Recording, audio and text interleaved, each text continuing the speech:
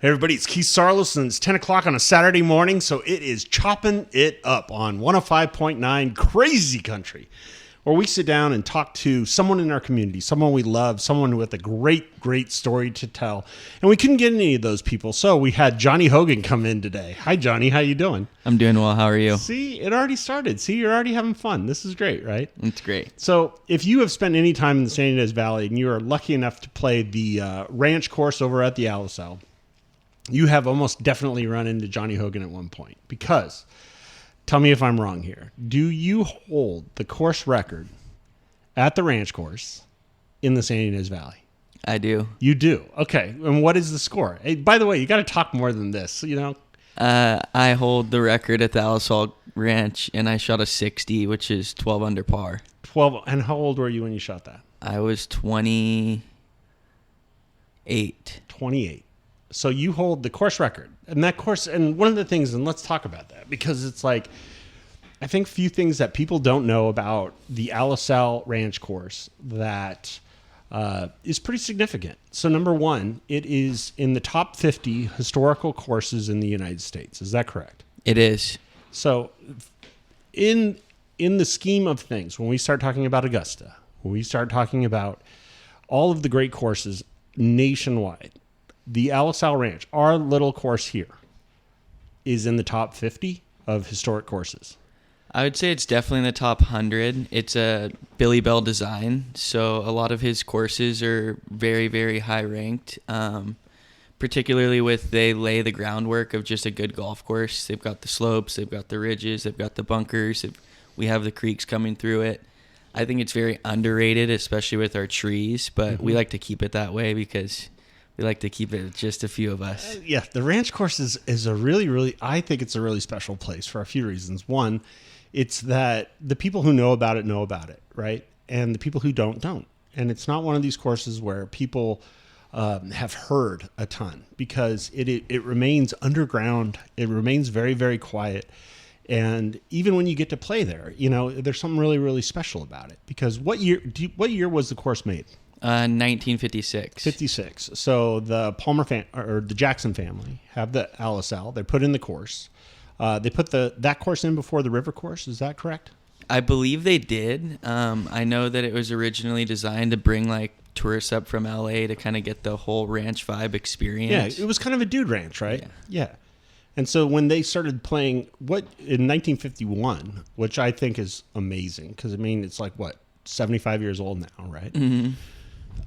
Some of my favorite little hidden pieces is like there is signs that are like all the shrubs have kind of grown around the course, right? But there are signs that are hanging there. It says, you must wear your t-shirt or you must wear your shirt at all times, yes. Which means that there was a time that so many people were golfing without their shirt on that they had to put up a sign that says, listen, if you're going to do this, please wear your shirt. Right? Absolutely. So the ranch always kind of, to me, always is like a little ranchero, right? Oh, yeah. And it's a little wild and a little fun. And everybody who works there is absolutely awesome. But it's like, what a special place, right? Because any course, you know, you're not going to see that at Augusta. You're not going to see a course saying you got to wear a t-shirt, or wear a shirt at all times. It's kind of implied, right? Yeah, it's definitely the ranchero vibe. I mean, we do hold the Ranchero Vistador tournament every year. And it's where everybody comes into our town, celebrates, and then they go play golf right after. It's awesome. So, Johnny, what got you into golf? So I started playing golf when I was like 5. I want to say 4 or 5. My grandpa would pick me up once every month to kind of get a lesson with the local pro from the Alisal. Yeah.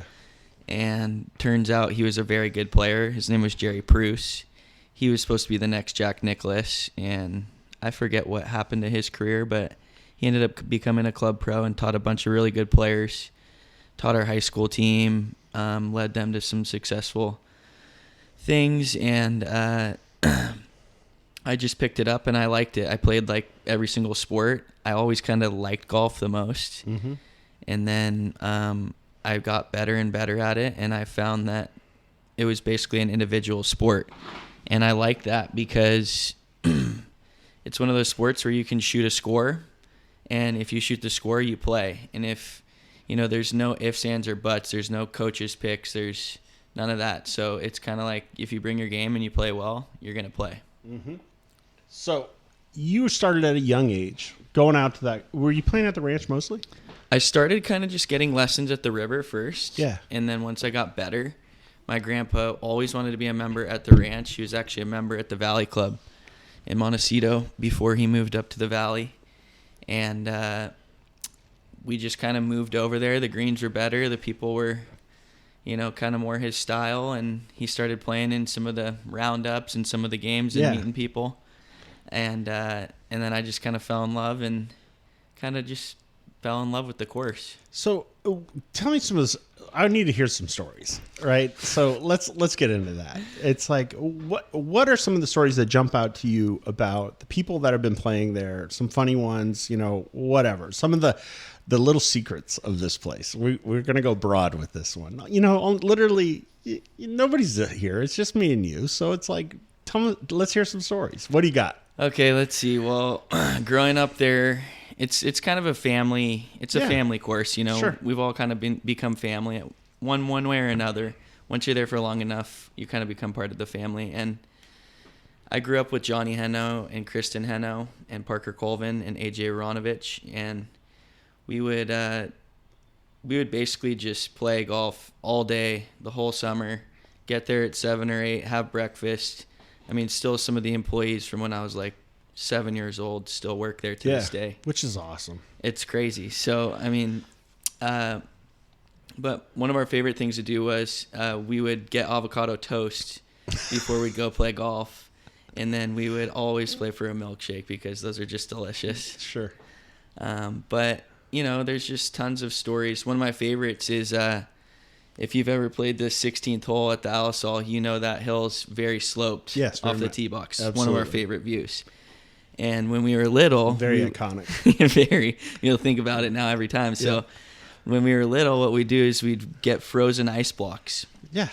And we'd tie a string through them. We'd cut them out and chisel it out so we could get a string through one side of it. And then we'd tie a knot on the other side, put a towel over the top of it, and we would have races. One or two of us would hop on these big blocks of ice in the pitch black and just go down that hill. But that was like our favorite thing to do. We'd always do it in the winter when it was cold and icy and you could go really fast. That's magnificent. So who has been, let's talk about your career a little bit. So you played in high school. Where has your career gone after that? Okay, so my career is kind of funny. It's kind of bounced around a lot, but I got very blessed and I'm very lucky with kind of the cards that I was dealt. Originally, I kind of went through public school in the Valley. I went to Solvang school like 6th, 7th grade. Then I transferred over to Los Olivos, went there 7th and 8th grade.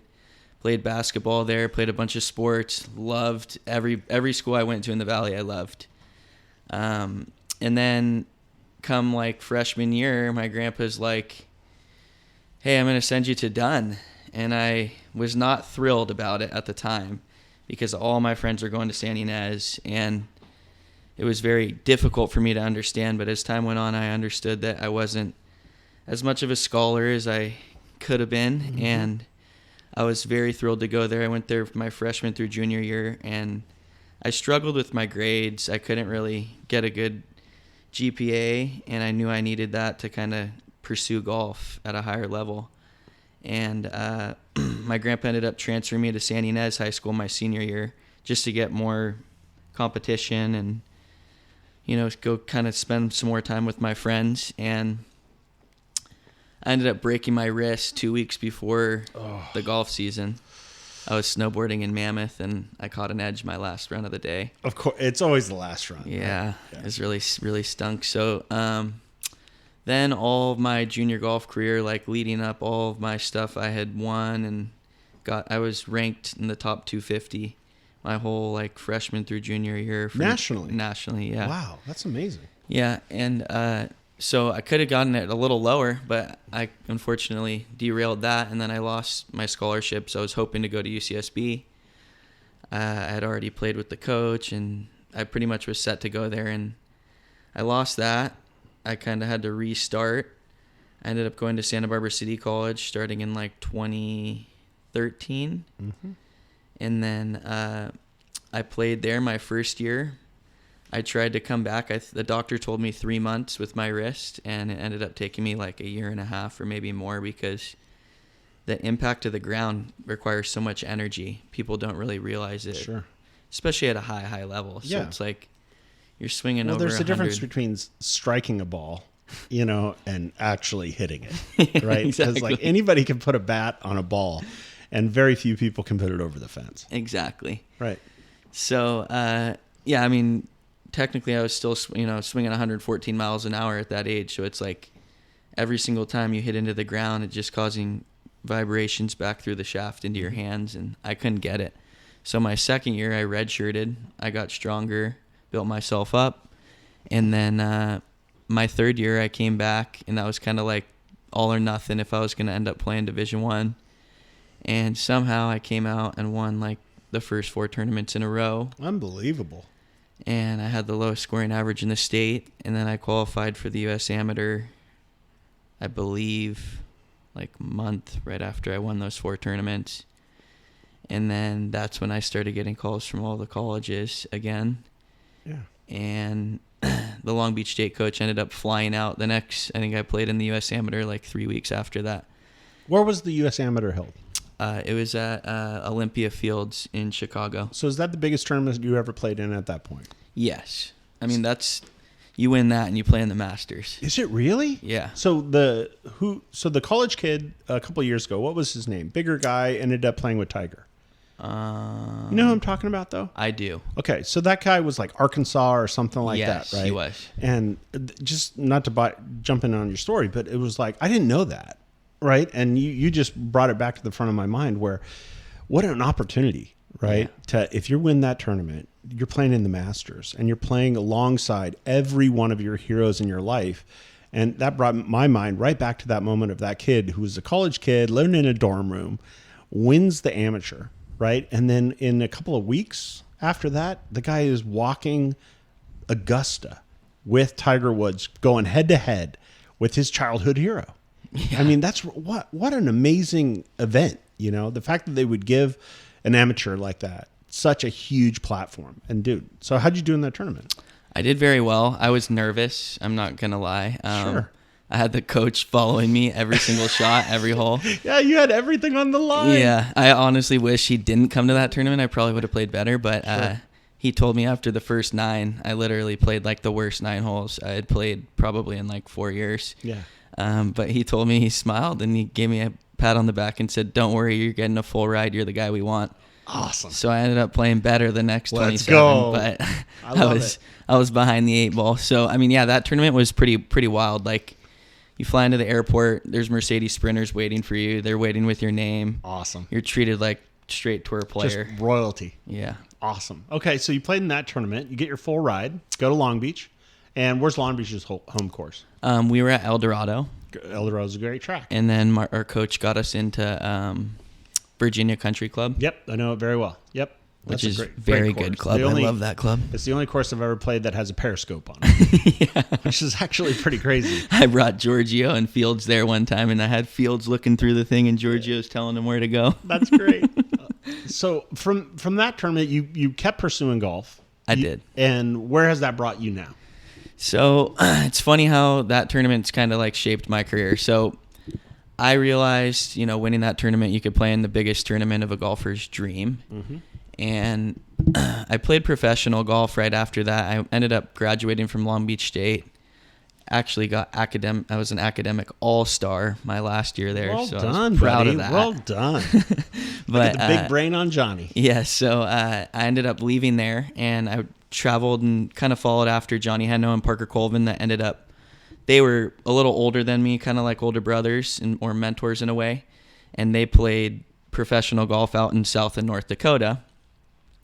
And that was kind of always like a goal of mine. Like, okay, if I don't get in a tour event, I want to go play with these very high level players that are traveling across the country, from state to state every other week. And, you're getting the best competition on the best courses all over America, but also you're out on your own, you're learning how to live, and you're learning real golf on the road.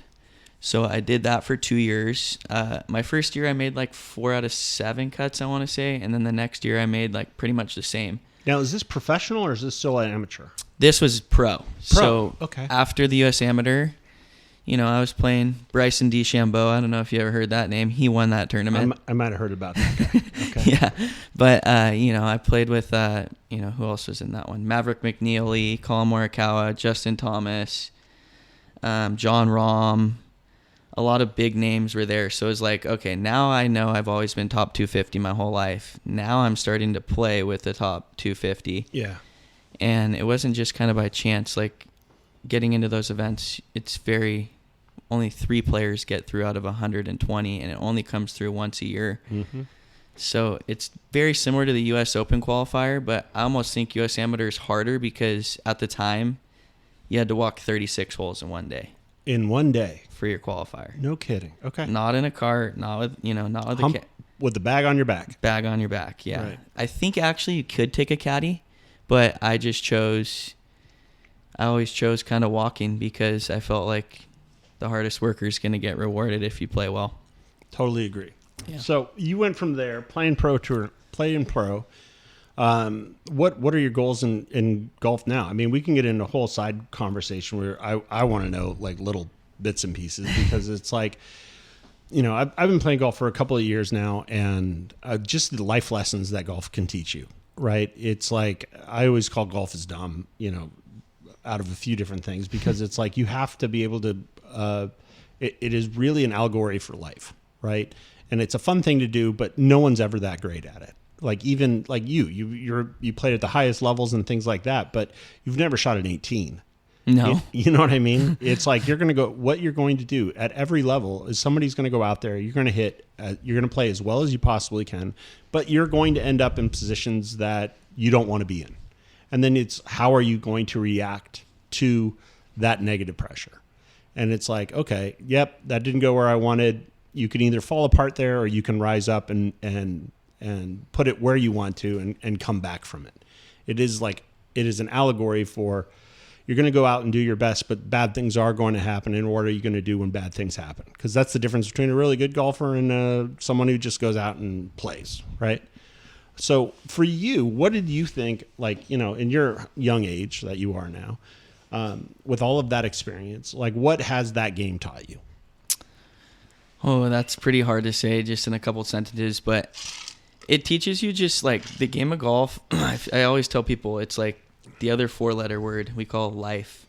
So it just teaches you, literally the biggest word I can think of is discipline. Like, if I practice long enough and I practice properly and I practice to a high level, I'm probably going to not feel as much nerves or pressure in the long run. It's kind of like, getting things ready in your life for your day, like laying your clothes out, laying things out like that, just making it easy for you to just kind of go out through your day.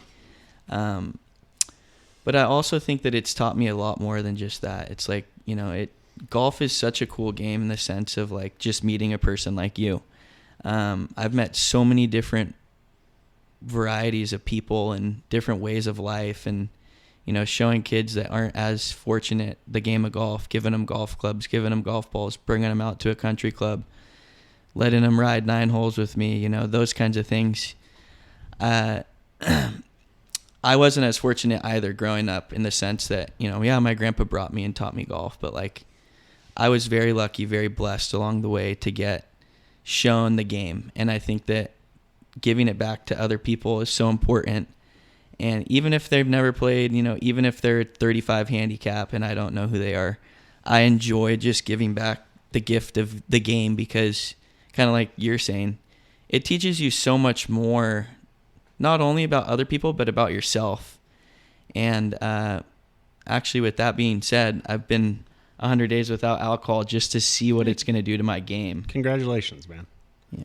One of the things and one of the reasons I wanted to have you on here is like exactly what you just alluded to, because there's a lot of, range rats, right? And young kids that have found this game, right? And, you could have golf as it's very easy to pigeonhole golf into this elite sport or, rich guy sport or whatever it is. But I have always enjoyed watching you with young players. right? And you think nobody's watching you, but I'm watching you. And there are so many of these kids that are like finding this game, and I can see them, start, and the kids who stick at it, right, are in a different gear than other kids in their age group. Like when you're talking about playing at a young age, right? You're kind of putting yourself in pressure situations voluntarily, right? And Vaughn Gordon, who we both know, he's been on this show, which is I love Vonnie.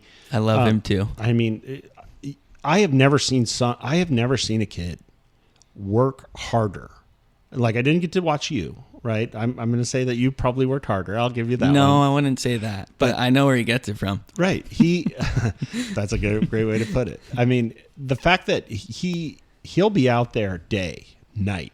He'll be out there when the sun is going down, putting. He'll be out there putting himself in really, really hard, pressure-filled situations mentally, like almost inventing it in his head while he's on the driving range, getting ready to, in all honesty, getting ready to fail. And when I see you with young players and young kids and things like that, the fact that you're making it not only accessible, but also they're enjoying it, they're having a good time, and this is going to be a pursuit that they're going to have for the rest of their lives, where a lot of times in sports, and specifically golf, it's like if you can't play there, right? There's certain courses that are hard to get on. There's municipal courses, there's private courses, there's all these different things. But like you're saying, you're bringing kids that maybe haven't ever been able to play a private course, and you're bringing them on a private course, and you're showing them, hey, look how great this is. And you're perpetuating the Stoke, if you will, where kids are like, oh my gosh, this is great, right? And every sport really needs somebody like that. And they need somebody to say, oh, this is, it could be music where it's like you pick up a guitar, but if somebody's older brother goes, oh, you like playing the guitar? Yeah. Oh, let me show you a few things, right? And then all of a sudden someone a little bit older than you thinks what you're doing is cool, and it kind of makes you want to go a little bit harder and a little bit harder. And I've seen over the last, couple of years watching some of these young kids that had a big hand in their life going, hey, this is a really, really great sport. It's not easy. It's going to be hard, but if you stick with it, you're going to get pretty good at this. And I've seen those kids focus, right? So many people today talk about, oh, kids are on their phone all the time, or they're doing this, or they're wasting their life. Why aren't they outside? I can show you a group of like just range rats who are kids are out there absolutely grinding it out, taking a sport that old men and women are not that good at, and are just absolutely dialing it in, focusing. And you can see it in the way they not only carry themselves, how they talk to other people, how they interact with other people. They're like, no. They're having fun. They're not like, ice blocking like you are, but maybe they are a little bit. But the truth of the matter is they're fine young people. And I think that one of the things that this valley does very, very well is it lets kids be kids. So they're out there having fun and a good time, but you're also like, hey, this is also a grown-up thing and you should take it seriously. And they do that. And it's like, wow, man, these kids are it's a weird way to put it, but people are like worried about kids these days. I'm like, geez, man, just walk around the San Ynez Valley for a little while, because there are some absolutely stunner kids that are pursuing their dreams and working hard at it. And you are kind of leading the charge with those kids. I've always seen you, and that's a compliment to you, because it's like these kids are doing a fun thing, but you're also making it a fun thing. Yeah. And you're saying, oh man, come on. Oh, that thing was awesome. Oh, this is great. Well, I do get a lot of criticism for some people will criticize. I'm very active on social media. I like to show gym and golf course and just kind of the lifestyle of the valley. But kind of back to the point of Vaughn. So Vaughn is like my little brother. I mean, I've played golf with him since he came here. Yeah.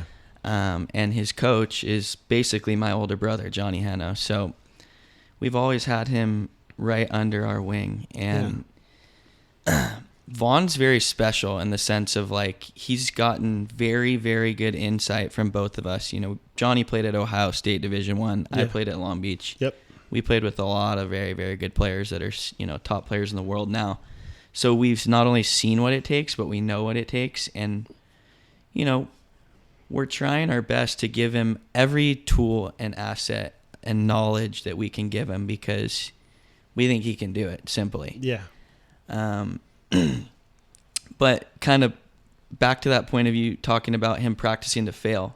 So it's a great way to put it, because back to the U.S. Amateur. So I remember sitting in a cottage with Sean Crocker, who ended up, I believe, like a year and a half after that tournament. He was my best friend in college.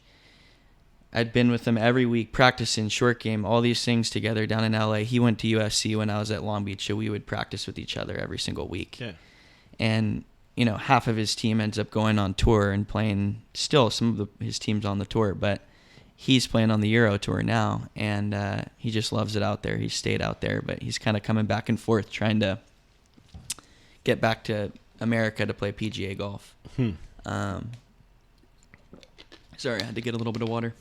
But anyways, he told me, we played our practice round, I'll never forget, at Olympia Fields, and we finished playing, and I want to go downstairs and play ping pong with him. And he turns to me and goes, no, let's go hit putts and chips. I mean, we had played 9 holes on the north and 18 on the south, so we had already played 27 holes.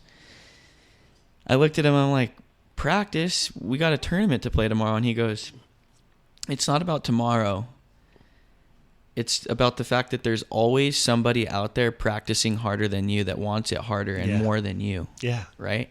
What a metaphor for life. So, putting those things and telling Vaughn these stories and bringing him, showing him my trophies, I remember showing him trophies when he was like 13 and his eyes popping out of his head. And now he's got a couple of those trophies. Yeah. So, and he'll continue to keep getting them, but he's a very hard worker, and he's going to be a very good player. That's all I got to say about Vaughn. But Vaughn is that dude, right? It really is. But the part you've now have enough history and enough life that you've lived where you have 2 choices, right? And one of the choices, you just keep it all to yourself and say, I earned it the hard way. Good luck.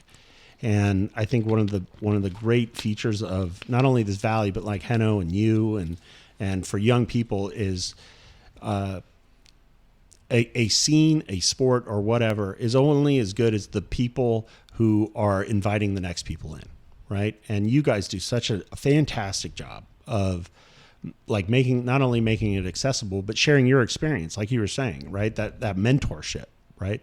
There are so many places in this world that mentorship does not exist, but everybody's like, once they're in the gate, they want to lock the gate behind them. And you have done such a great job with all these young kids. And after this, I mean, you definitely have to plug any way people can get a hold of you and learn from you. You've done a fantastic job. And I think that you, as a member of our community, it's like everybody that we try to have in here, it's always someone that is like leaving our community better than they found it. And I think you do an excellent job of that. So a little flowers for you. Hey, thank you so much. So how can people get in touch with you? Say somebody is just brand new to golf, they want to go out and learn, but they want to learn the right way. Like, do you give lessons? What's the best way to get a hold of you to kind of progress their game? I do. The best way is to contact me personally, or you can always call the Alisal Golf Shop, the ranch course. But my personal phone number is 805-350-4085, or just follow me on Instagram at Johnny Hogan Golf, no H in the Johnny, and just direct message me. And that's, a lot of people just do that. It's the easiest way to do it. What percentage of people, and this is a funny way to put it, but it's like, how many people do you give lessons to? Because I could honestly say, like, I know when I go out and say I go, screw around and go play or whatever, I see you out there all the time with somebody in the cart with you, and your guys are having a blast, and they're like, oh, golf isn't this stuffy sport, right? It's fun. This is so hard, but it's going to be really, really great. And you are literally bringing people going, oh, you can do it. I'll show you how you can do it. Then let me teach you how to do it, Well, I don't have an exact number. I teach basically a lot of the ranch course. I'd say like 60-70% of them. Yeah. I teach a lot of high schoolers. I teach the top 10-year-old in LA, Grayson Cagorno. That's another name I kind of wanted to talk about. Yeah. But I teach it basically anyone. I welcome anyone. It's kind of like church. Like I welcome you, and I want to show you these gifts and these powers. Yeah. But you want to unlock the superpowers for everybody. I do. I like to make it fun, even if it's just going out and you want to enjoy some key Saarloos wine and just play 3 holes and dine. Yeah. I'm okay for that, But everyone is at a different level, and I've kind of learned that. It's kind of like, it's not like babysitting, but it's kind of like almost like being an elementary teacher. Yeah.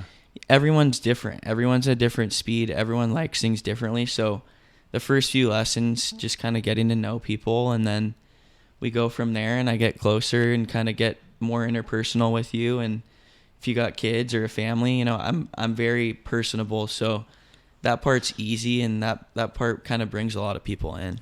The when you were bringing up the superpower thing, right? It's like if you play golf, there is a moment that you're like, oh no.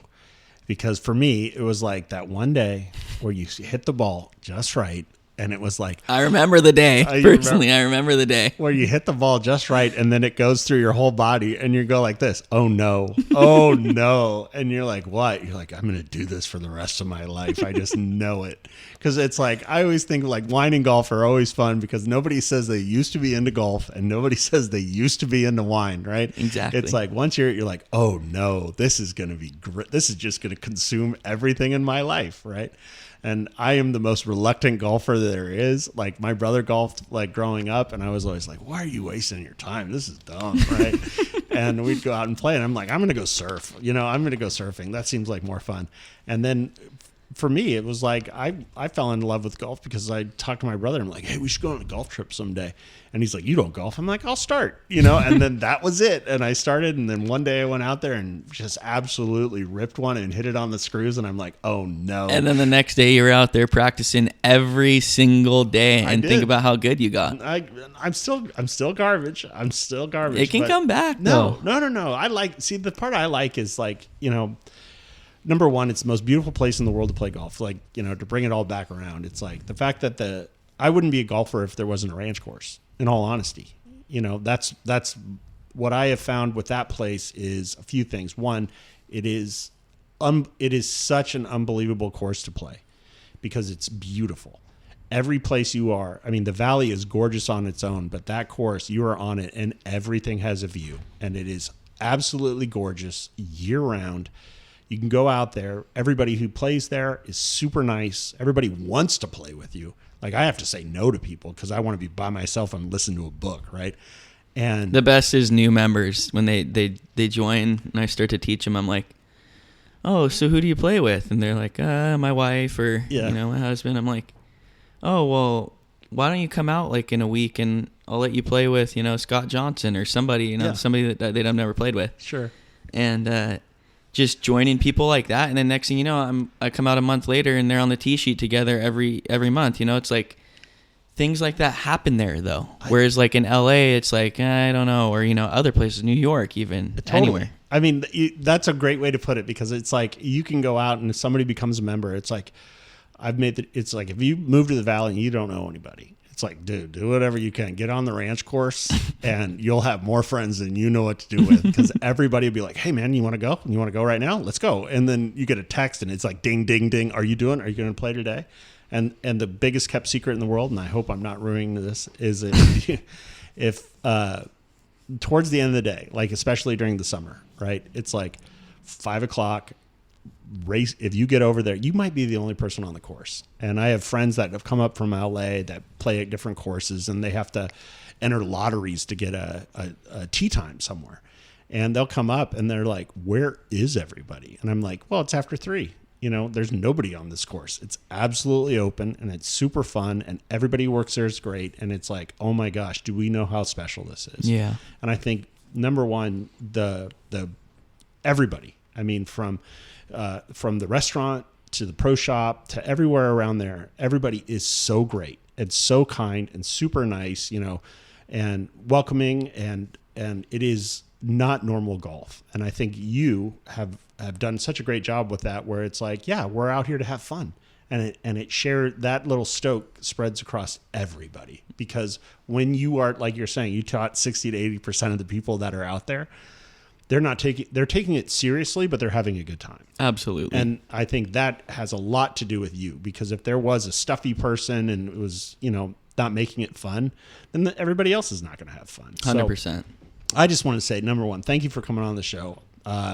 Reach out to Johnny Hogan Golf on Instagram, send him a DM, go learn how to play golf. Absolutely. You will absolutely make a million friends, and you will absolutely have the time of your life. I think that's a good way to put it. So, Johnny, thanks for being on the show today. So this has been Keith Saarloos on Chopping It Up. We're going to pitch you back to your regularly scheduled music here on Crazy Country 105.9.